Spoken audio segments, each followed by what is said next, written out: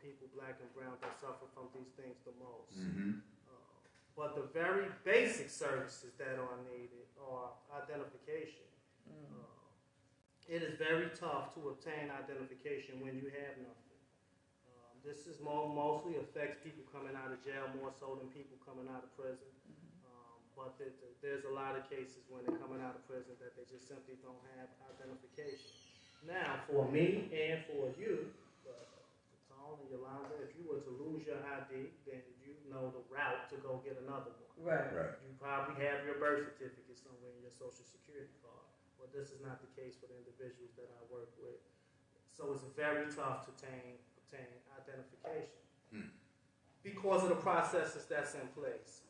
But you and Tone and myself can assist someone with getting their ID because we can step by step go through those processes with them. Okay. If we do not do these things, then these same people are subject to get frustrated, never get their identification, and go back to jail for not having an identification. Wow. Right, because that was the reason that now I'm searching you. Now I'm going this far, because remember I asked you for your ID and you did not have it.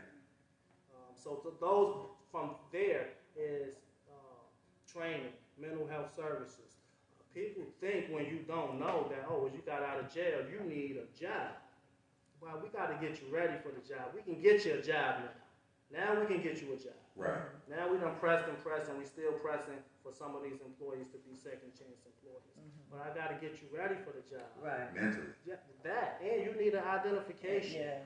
Right? Then you need an email address. You need to know how to operate this cellular device because this is how, again, we access the internet. Right.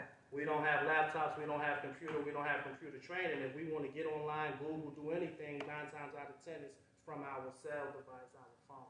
Right. And we need assistance with that when we're getting out of jail and getting out of prison.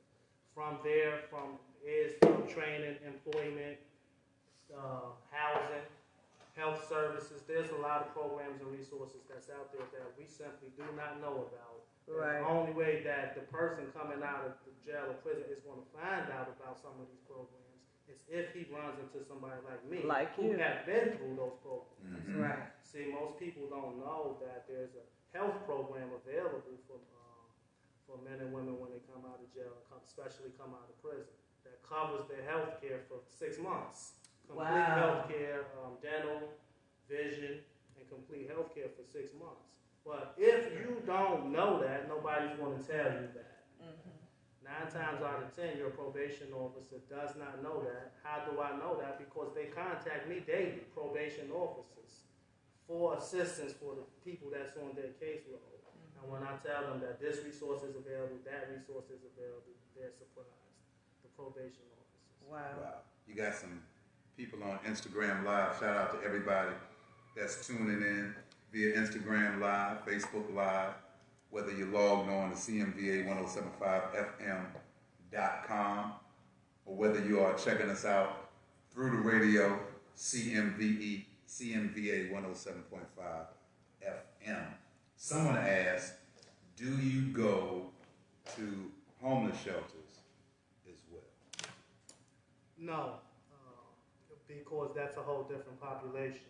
Now, people from the homeless shelter contact me if it's a situation where they're having problems, maybe getting somebody's ID, or some other services that I may be able to help with. We try to prevent our brothers and sisters from getting into the homeless shelter once they coming right out of jail or coming right out of prison. Right. Someone says, are you only dealing in the Charlotte area? Yes, right now. Because once again, Freedom Fighting Missionaries is a joint effort where you can sign up to become a missionary in the city or town that you are in and create a network there. That was going to be my next question is how can we help? How can we be of service to you, and how can anyone that's watching or listening help? The biggest help that we need is more people to sign up that's willing to be community advocates in their community. And what does that require up under your program? So once you sign up, then it's going to ask for your email address.